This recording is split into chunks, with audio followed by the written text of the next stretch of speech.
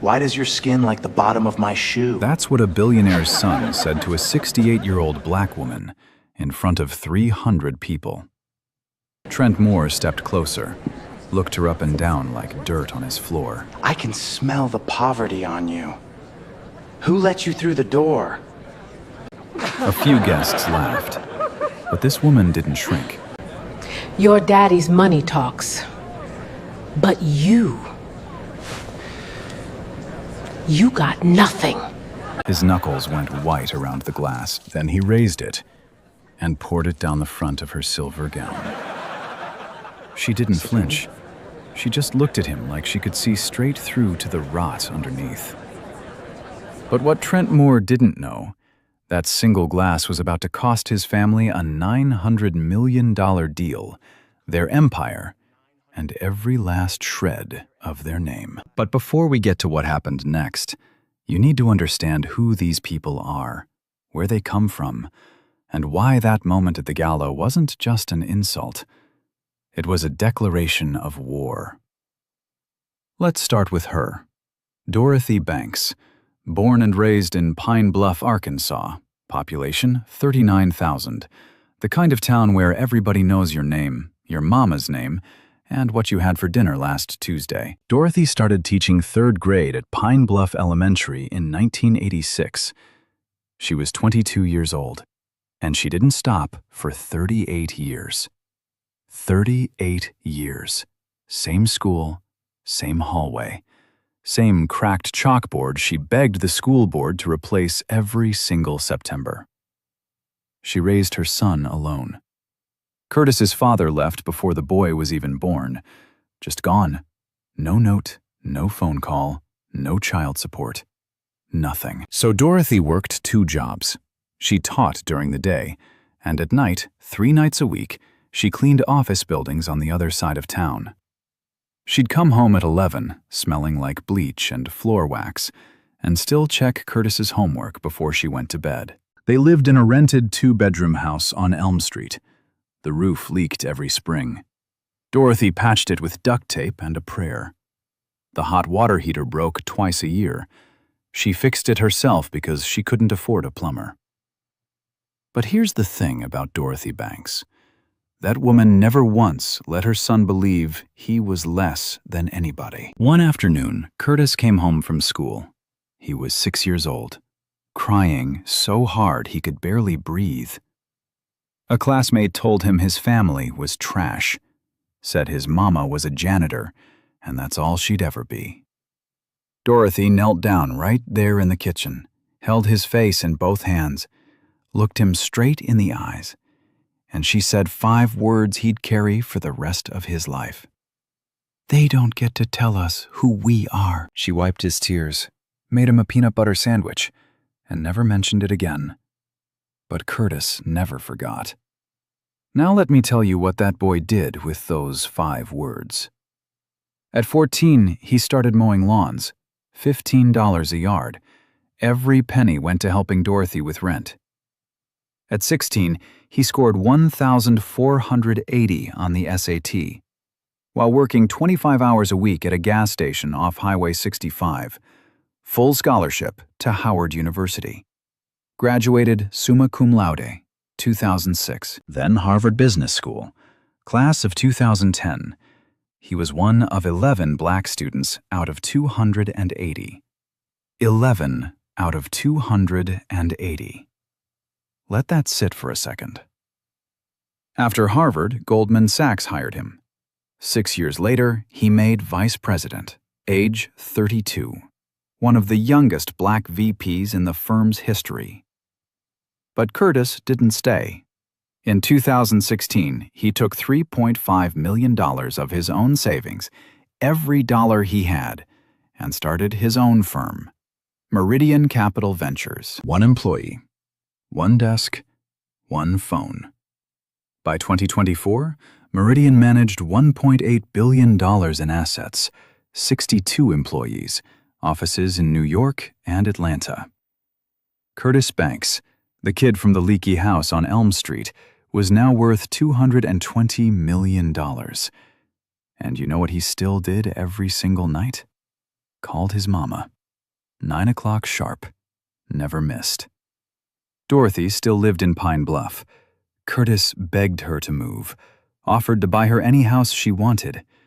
She said no every time. "This is where I built my life. I'm not leaving." That was Dorothy, but there was one thing Curtis never told his mother, the real reason he'd spent 8 years building Meridian into a powerhouse. Now, I know what some of you are thinking. This sounds like one of those feel-good stories. Kid grows up poor, works hard, makes it big. Hang on, because what happens next is anything but feel-good. Let's talk about the other side. Greenwich, Connecticut. The Moore Estate. 14,000 square feet, 6 bedrooms, a private dock on Long Island Sound, and a wine cellar with 2,200 bottles, most of them older than the people who drank them. Harrison Moore III, 4th-generation money. His great-grandfather built the family fortune in cotton shipping back in the 1920s, and if you know anything about cotton and shipping in the American South in the 1920s, you already know exactly what kind of fortune that was. Harrison inherited Moore Atlantic Holdings at 31 when his father dropped dead of a heart attack on the 9th hole of their country club golf course. Under Harrison, the company expanded. Commercial real estate, luxury hotels, container shipping across 3 continents. At its peak in 2019, Moore Atlantic was valued at $3.2 billion. But Harrison got greedy. He bet big on overseas port development, facilities in Southeast Asia, distribution hubs in West Africa, deals built on handshakes and corruption. And by 2023, those bets had gone bad. Every single one. Moore Atlantic was over-leveraged by $1.1 billion. The shipping division alone was bleeding $12 million a month. Harrison Moore was drowning, and the only life raft in sight was a deal with a black man from Pine Bluff, Arkansas. Now let's talk about the son, Trent Moore, age 34, Harrison's eldest, the heir. Got into Yale on a legacy admission after 3 other Ivy League schools said no. Graduated with a 2.3 GPA. Never held a job he didn't get from his father. Harrison gave him the title of Executive Vice President at Moore Atlantic when he was 26. Trent's version of the job? Show up at 11, leave by 3. Expense everything. In Manhattan social circles, Trent Moore was known for 3 things: watches that cost more than most people's cars, opinions louder than anyone asked for, and a DUI in 2019 that his father's lawyers made disappear. That was the Moore family. 4 generations of wealth. 0 generations of earned respect. So when Harrison's lawyers told him who'd be sitting across the negotiating table, he said 5 words that would come back to haunt him. January 2024. Harrison's CFO walked into his office with a proposal. Merge Moore Atlantic's shipping division with Meridian Capital's infrastructure fund. The deal was worth $900 million. It would stop the bleeding. It would save the company. Harrison read the proposal, saw the name at the top. Curtis Banks, Meridian Capital Ventures. He agreed, reluctantly. But later that night, behind closed doors, Harrison pulled Trent aside and said, "We take their money, we shake their hands, and once the ink is dry, we restructure them right out of the boardroom. Understood?" Trent smiled. "Like taking candy." "Exactly," Harrison said. "Like taking candy." Curtis, on the other hand, saw this deal very differently. He'd studied Moore Atlantic for years. He knew the company was bleeding. He knew Harrison was desperate. And he knew something else. Something Harrison had no idea Curtis knew. But we're not going to talk about that yet. The 2 sides agreed to a timeline. Formal meetings, due diligence, a target close date in late April. And as a gesture of good faith, Harrison invited Curtis and 1 guest to the Moore Foundation annual gala. March 8th, the Plaza Hotel, black tie. Curtis accepted, and he brought his mother. That was the first mistake Harrison Moore ever thanked Curtis Banks for making. March 8, 2024, the Plaza Hotel, New York City. The Moore Foundation Annual Gala. 300 guests, black tie, $2,500 a plate. And here's the kicker. The charity they were raising money for? The Moore Foundation itself. That's right. A room full of billionaires writing tax-deductible checks to a fund that paid for their own parties. Curtis arrived at 7 p.m., and on his arm, Dorothy Banks. She was wearing a silver gown she'd saved 3 months to buy. Her late mother's pearl brooch pinned just above her heart. She'd had her hair done that morning at the only salon in Pine Bluff that took walk-ins on Fridays. She was nervous. You could see it in the way she held her clutch with both hands. This wasn't her world, she knew that. But she was proud. Her son had been invited to a room like this. Her son belonged here. The trouble started before they even made it past the entrance. A waiter carrying a tray of hors d'oeuvres walked right past Dorothy. Didn't even slow down. Then he saw she was with Curtis, saw the suit, saw the confidence, and doubled back with an awkward smile. At the coat check, a woman in pearls looked Dorothy up and down, head to toe, then back up again. "Are you here with the catering staff?" Curtis's hand tightened around his mother's, his jaw clenched, but he didn't say a word. Not yet. They walked into the ballroom. Crystal chandeliers, a string quartet in the corner, the smell of money so thick you could taste it. Harrison Moore spotted them from across the room. He came over with that smile, the one that looked like it had been rehearsed in a mirror 1,000 times. "Curtis, glad you could make it. Welcome, welcome." He shook Curtis's hand. Firm grip, eye contact, the full performance. Then he turned to the nearest circle of guests and said, "Everyone, I'd like you to meet our new business partner, Curtis Banks, Meridian Capital Ventures." Dorothy was standing right there, right next to her son, 2 feet away from Harrison Moore. He didn't introduce her, didn't look at her, didn't acknowledge she existed. He looked right through her, like she was furniture. Curtis noticed, Dorothy noticed, and she squeezed her son's arm, not for herself, for him, because she could feel the tension running through his body like a current. 20 minutes passed. The champagne flowed, the laughter got louder. And then Trent Moore showed up, 3 drinks in, bow tie already loose. That walk, you know the walk. The one that says, "I own this room and everyone in it." He spotted Dorothy standing by the bar, waiting for Curtis to come back from the restroom. She was alone. Trent walked up to her. Didn't introduce himself, didn't extend his hand, just looked her up and down, slow, deliberate, like he was inspecting something he'd found on the bottom of his shoe. "Why does your skin look like the bottom of my shoe?" A woman nearby gasped. A man turned his head, but nobody moved. Nobody spoke. Trent stepped closer. "I can smell the poverty on you.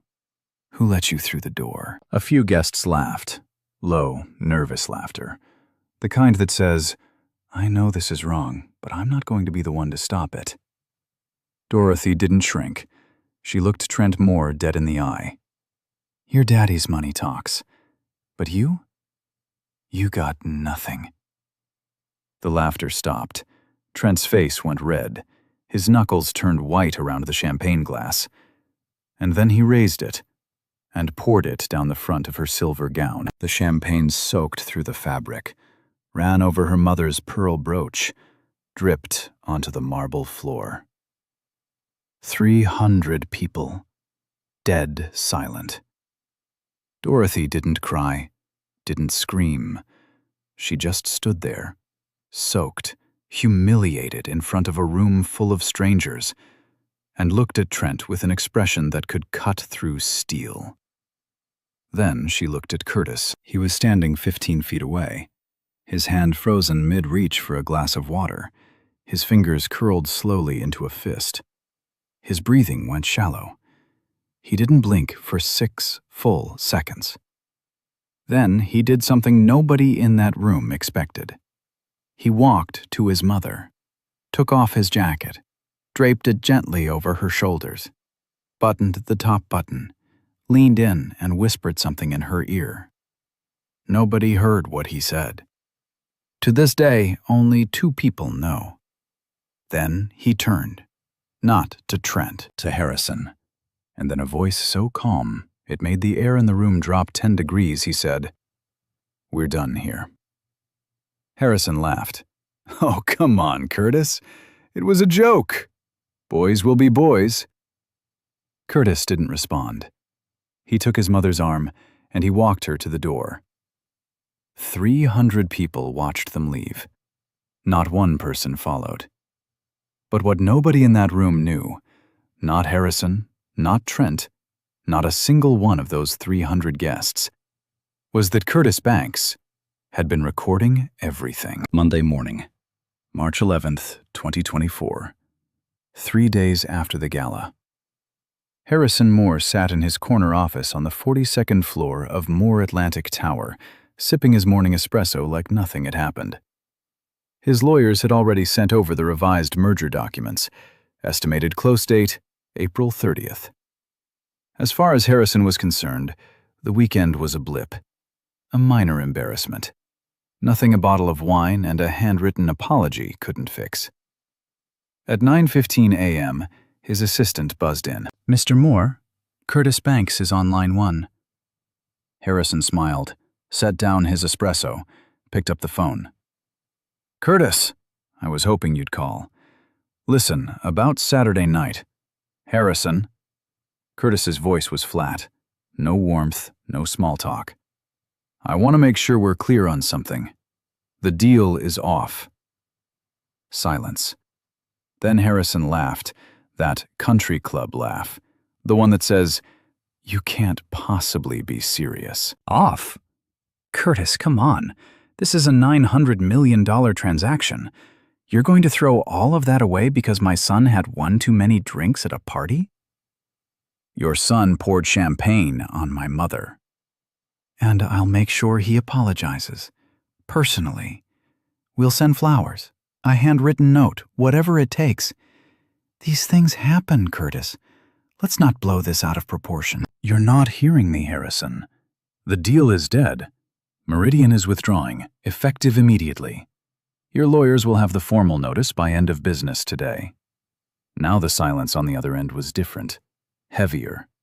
You could almost hear the espresso going cold. And then Harrison's voice changed. The charm was gone. The smile was gone. What came through the phone was something raw, something ugly. "You're making a very big mistake, Curtis. A very big mistake. I know people on every board in this city, every fund, every committee. One phone call from me, and Meridian Capital will never close another deal in New York. Do you understand me? I will bury you." Curtis let him finish. Then, in a voice so steady it didn't even sound human, "You should worry less about my future, Harrison, and more about your own." Click. That was it. No shouting, no threats. Just a dial tone. And the beginning of the end for Moore Atlantic Holdings. Within 48 hours, word leaked on Wall Street. Meridian Capital had pulled out of the Moore deal. No public reason given. Just gone. $900 million. Vanished overnight. Moore Atlantic's stock dropped 8% in a single trading day. 8%. That's hundreds of millions in market value, wiped out before lunch. Harrison's board of directors, 12 hand-picked loyalists who'd never questioned him in 20 years, demanded an emergency meeting. The financial press started calling. Bloomberg, Reuters, the Wall Street Journal, all asking the same question. Why did Meridian walk away? And Harrison had no answer, because the truth, That his son had poured champagne on a 68-year-old black woman at a charity gala was not a truth Harrison Moore could afford to tell. Meanwhile, across town, Curtis Banks sat in his office at Meridian headquarters, 36th floor, corner office. The Manhattan skyline stretched out behind him like a promise. His COO, Pamela Taylor, walked in, closed the door. "Curtis, you just walked away from $900 million. He didn't look up. "Are you okay?" He was quiet for a long time. Then he turned his chair to face her. "My mother taught third grade for 38 years, Pamela. She raised me alone, worked 2 jobs, never missed a single day, never complained, never asked for anything." He paused. "And that man's son poured champagne on her, in front of 300 people, like she was nothing." Another pause, longer this time. "So, no, I'm not okay. But I will be." Because Curtis Banks wasn't just walking away from the deal. He was preparing something Harrison Moore couldn't see coming. Now, you'd think pulling a $900 million deal would be enough, right? That's already a pretty big move. Walking away from that kind of money sends a message loud enough to shake the whole street. But Curtis wasn't sending a message. He was building a case. And what he was about to uncover would make the champagne incident look like a footnote. Here's something you need to understand about Harrison Moore III. This man did not lose. Ever. Not in business, not in court, not in life. He'd spent 62 years on this earth believing that money could fix anything, and up until this point, he'd been right.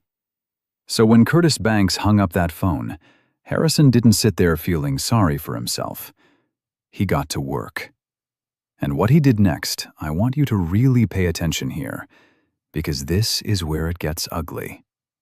First came the whisper campaign. Harrison picked up the phone and started calling in favors. People he'd golfed with, people he'd donated to, people who owed him. And the message was simple. Do business with Curtis Banks, and you won't do business with me.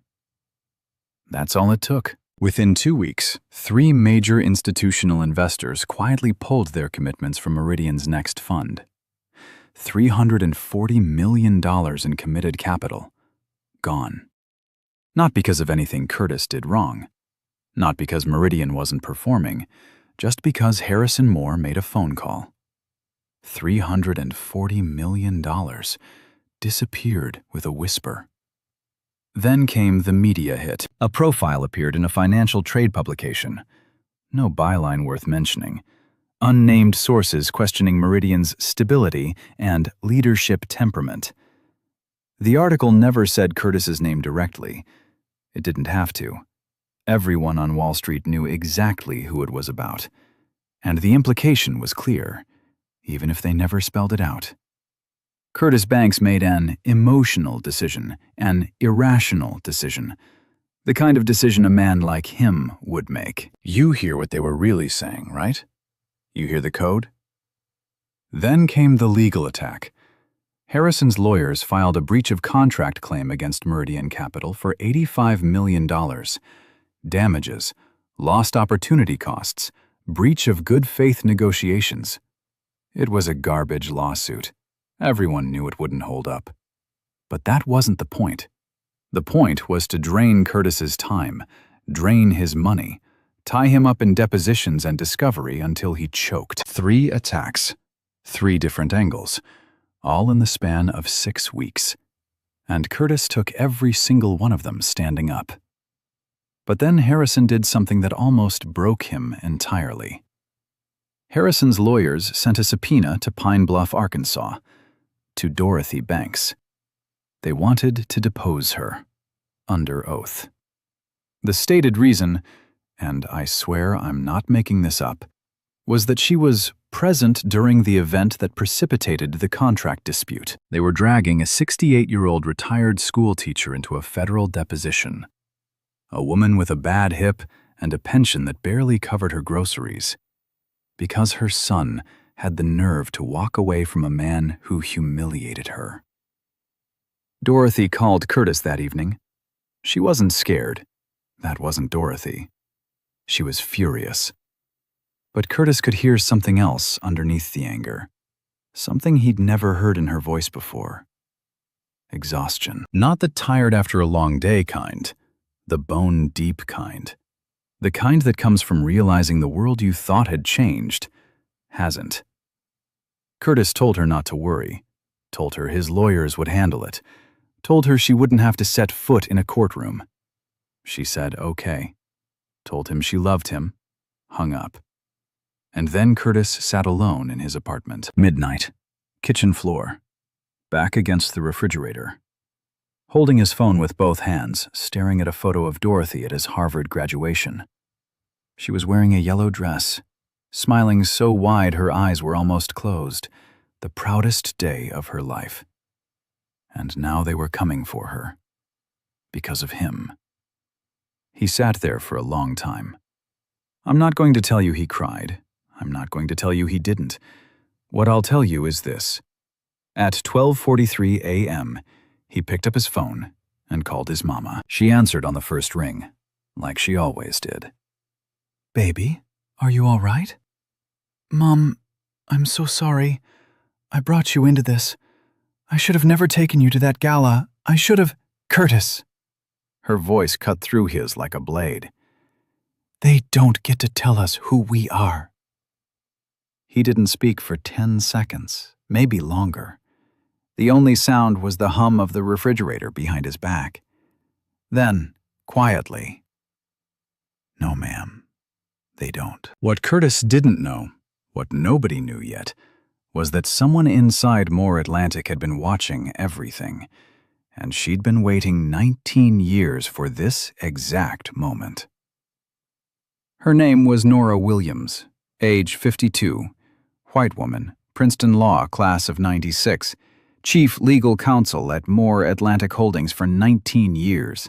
On the surface, Harrison's most trusted advisor. The woman who'd sat in every boardroom, reviewed every contract, and signed off on every deal More Atlantic had made since 2005. But underneath, Nora Williams was keeping a secret that would burn the More empire to the ground. She reached out to Curtis through a mutual contact, a man named Gerald Anderson, investigative journalist, worked at The Atlantic. Gerald had been trying to crack the More family's story for 3 years. Nora was his anonymous source. Had been for a long time. Gerald called Curtis on a Tuesday afternoon. "I've got someone who wants to meet you. She says she has what you need, but she needs guarantees first."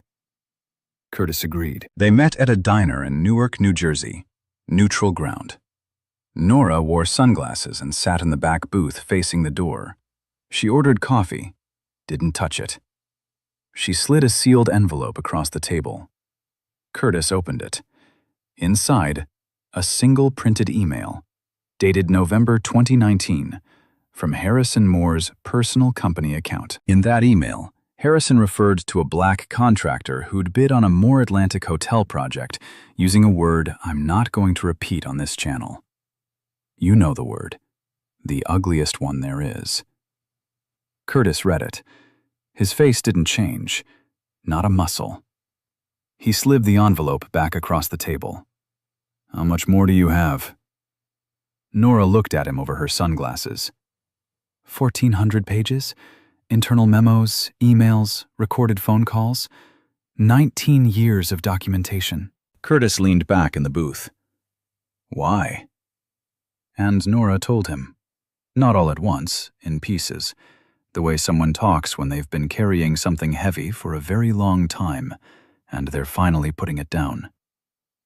She'd joined More Atlantic at 33, idealistic, believed the system worked, believed she could make a difference from the inside. Then she watched Harrison deny a promotion to a black senior manager, a man with 15 years of experience and flawless reviews, and give it instead to a white junior associate who'd been with the company for 8 months. She watched Harrison steer contracts away from minority-owned businesses every single time.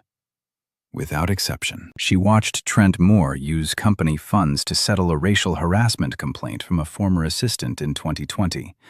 A young black woman, 24 years old. The settlement was $200,000. Buried under a non-disclosure agreement so thick it could have been a novel.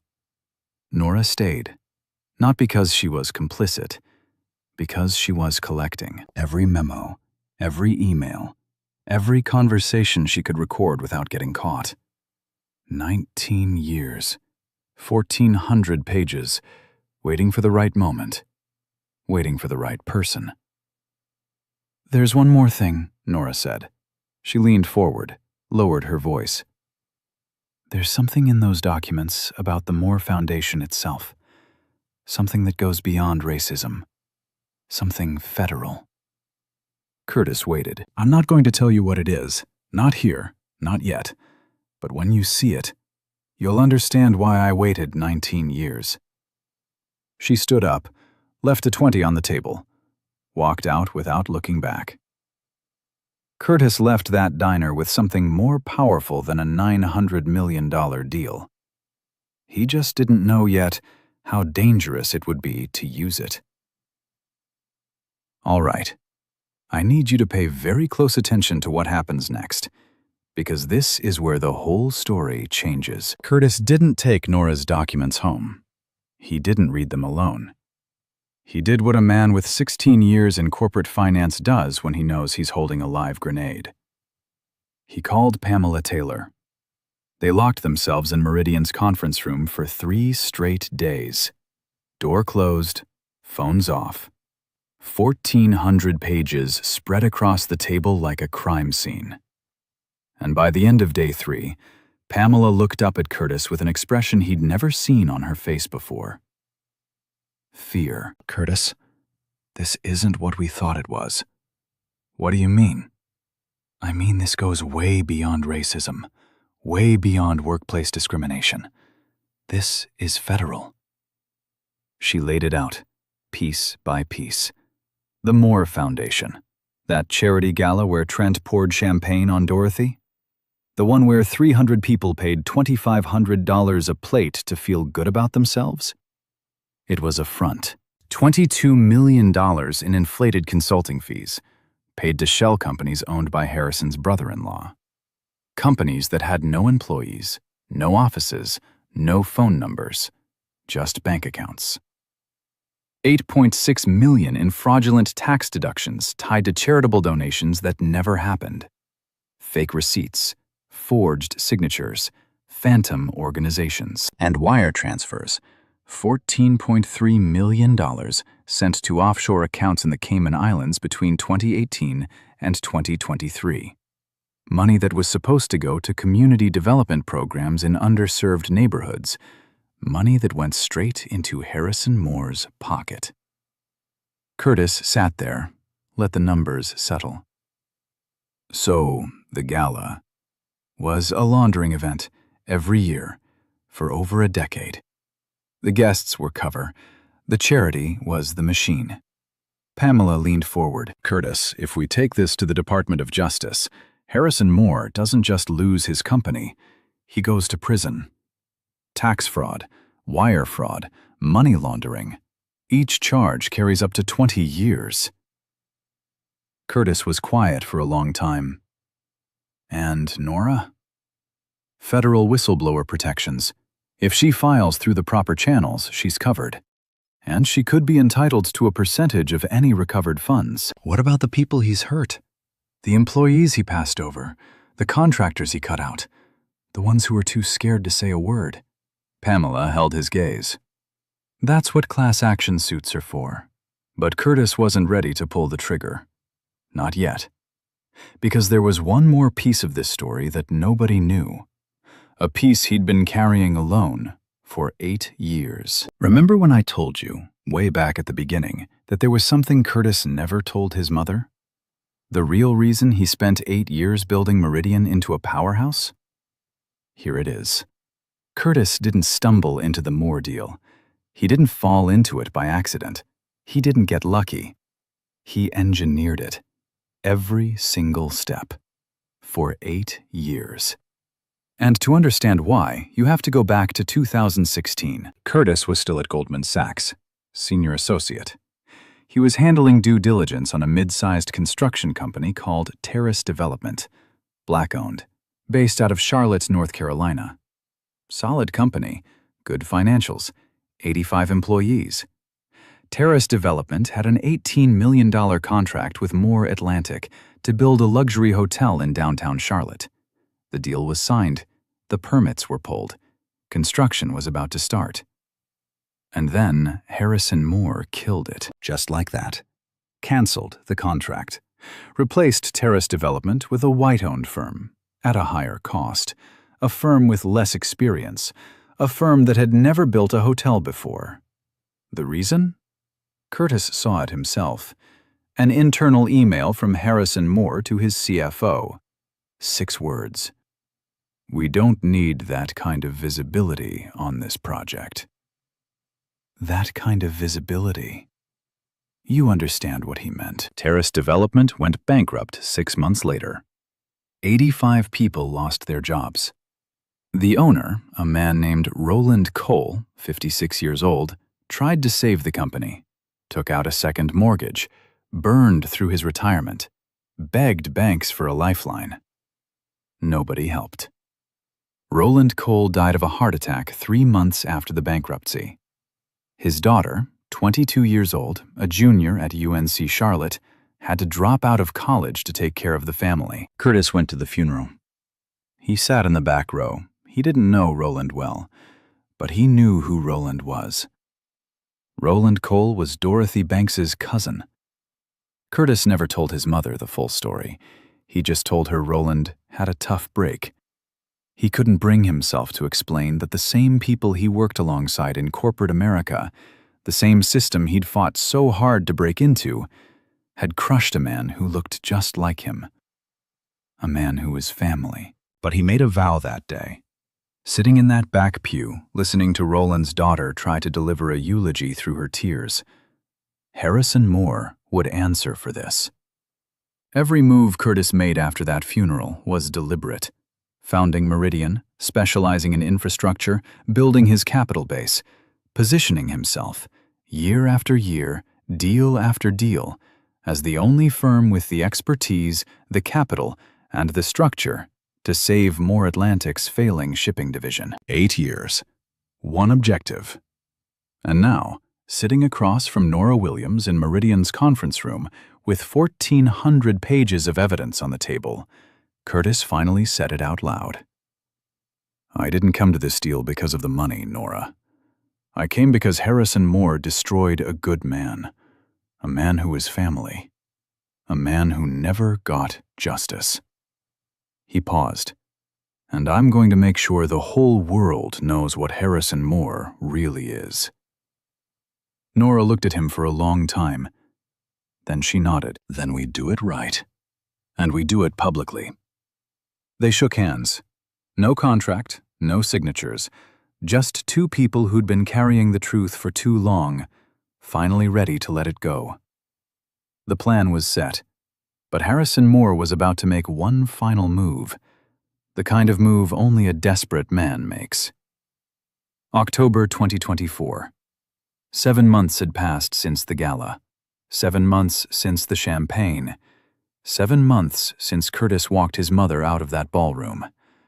And Harrison Moore thought he'd won. He called a press conference on October 10th, stood behind a mahogany podium with the Moore Atlantic logo behind him. 12 cameras, 6 microphones. That smile, polished, practiced, presidential. He announced that Moore Atlantic was entering a new phase of strategic restructuring. He said the failed Meridian deal was the result of irreconcilable differences in corporate vision. He called Curtis, without naming him directly, a partner who lacked the long-term commitment this company deserves. He was spinning the narrative, rewriting the story, making himself the hero.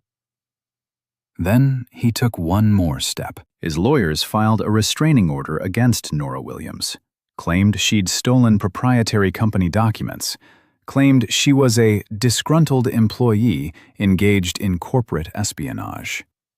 Harrison Moore stood at that podium, looked into those cameras, and believed, truly believed, that he was in control. He had no idea the narrative was already written, and it was about to be read to the entire country. October 15th, 2024, 8 a.m. 3 things happened at the exact same time, and every single one of them had Curtis Banks's fingerprints on it. First, the article. Gerald Anderson published a 6,000-word investigative piece in The Atlantic. The title? The Moore Legacy. Racism, Fraud, and the Family That Thought They Were Untouchable. 19 years of documented racial discrimination. Internal emails with language so vile it made editors pause before publishing. Names. Dates. Dollar amounts. Harrison Moore III and Trent Moore. Named, quoted, and exposed. The article went live at 8 a.m. Eastern. By 10 a.m. it had 600,000 views. By noon, 1.2 million. By the end of the day, every major news outlet in America had picked it up. CNN, MSNBC, The New York Times, The Washington Post. All of them. Second, the federal filing.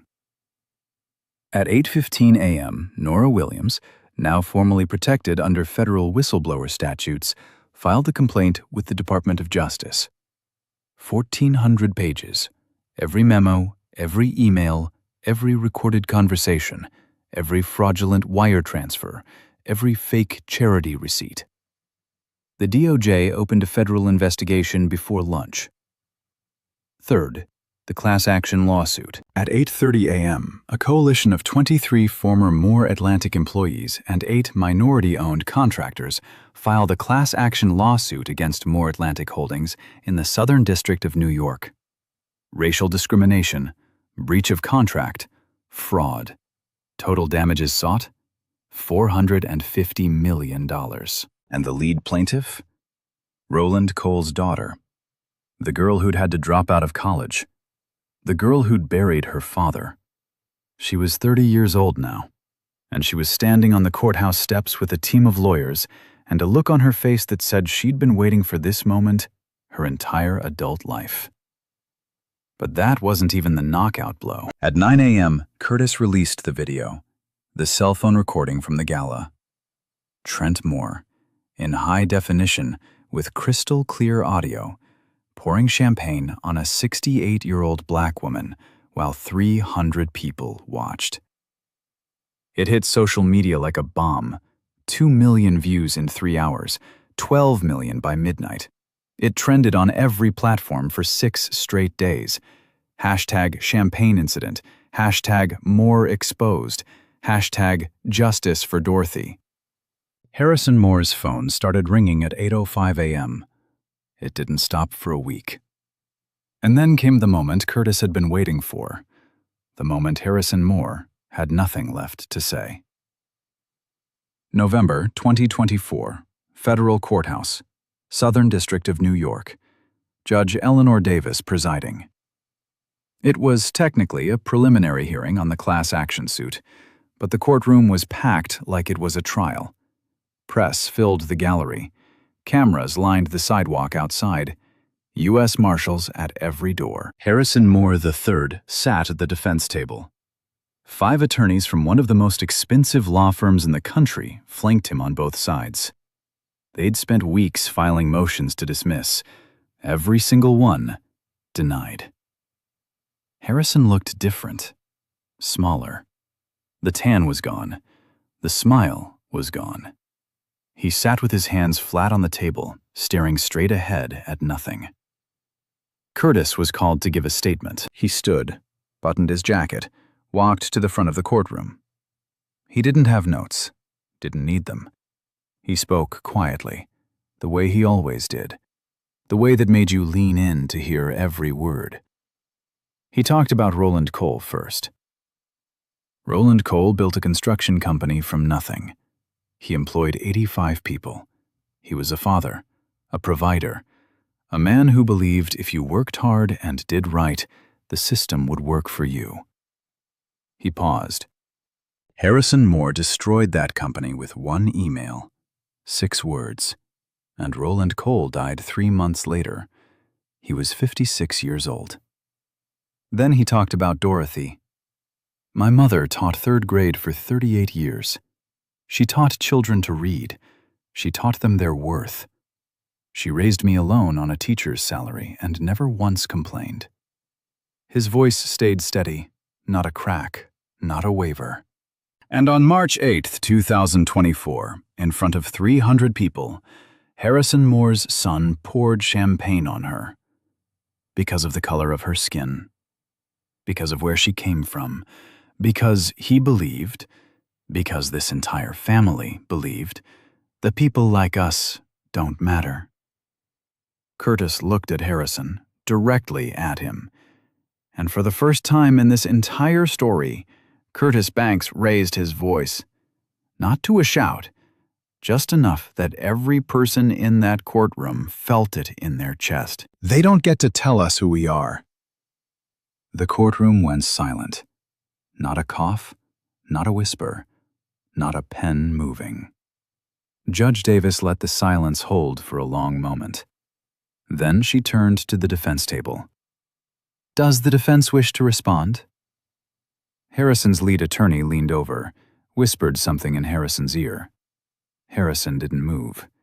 His eyes were locked in the table in front of him. His lips were pressed together so tight they'd gone white. 10 seconds passed. 15. 20. The lead attorney straightened his tie, cleared his throat. No, Your Honor. No response at this time. That was it. The most powerful man in the room, the man who'd controlled a $3.2 billion empire, the man who'd built his whole life on the belief that his money, his name, and his skin made him untouchable. And he had nothing to say. But justice wasn't done yet, not even close. The reckoning came fast, and it came from every direction. Harrison Moore III was indicted on 14 federal counts. Wire fraud, tax fraud, money laundering. He faced up to 45 years in federal prison. His passport was surrendered the same day. Trent Moore was charged with assault, elevated due to racial motivation, and named as a co-defendant in the class action suit. His personal assets were frozen. Every account, every property, every watch. Moore Atlantic Holdings was placed under federal receivership. The $3.2 billion empire, 4 generations of wealth built on cotton money and cruelty, was being dismantled, piece by piece. Harrison was expelled from 3 corporate boards, 2 country clubs. The Yale Alumni Association sent a letter. He wasn't welcome anymore. Trent's wife filed for divorce within 30 days. She took their children to her parents' home in Vermont. She didn't leave a note. Nora Williams received a $6.8 million federal whistleblower award. She donated half of it to a scholarship fund for first-generation college students. She said it was the first good night's sleep she'd had in 19 years. The class action settled for $320 million. Roland Cole's daughter received $4.2 million. She used it to restart her father's construction company. She named it Cole and Daughters. The 23 former employees received settlements ranging from $1.5 million to $8 million each. 23 people who'd been told to be quiet. 23 people who finally got to be loud. A documentary crew started filming the following month, working title, The Champagne Incident. And Curtis Banks?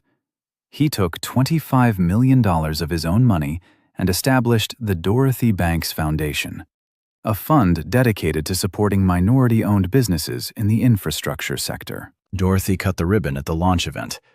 She was wearing her silver gown, a new one bought by her son, and pinned just above her heart, the same pearl brooch her mother gave her. Dry this time. Here's the thing about this story that stays with me. It wasn't the money that broke Harrison Moore. It wasn't the lawyers. It wasn't the federal indictment or the headlines or the hashtags. It was the fact that he spent his entire life believing he was untouchable, and one woman's son proved him wrong. Not with anger, not with violence, not with some loud, dramatic scene. With patience, with preparation, and with the truth. Now let me ask you something. Have you ever been in a room where someone looked right through you? Like you didn't exist? Like you didn't deserve to be there? Have you ever had someone pour champagne on your dignity? Maybe not literally, but you know exactly what I mean. And have you ever wished, just once, that the person who did it had to face what Curtis Banks made Harrison Moore face? Dorothy Banks taught third grade for 38 years. She taught children that every voice matters, that every person has value, that nobody, no matter how rich, how powerful, how loud, gets to tell you who you are. And her son proved it. If this story hit you the way it hit me, do me a favor. Hit that subscribe button. Share this with someone who needs to hear it today.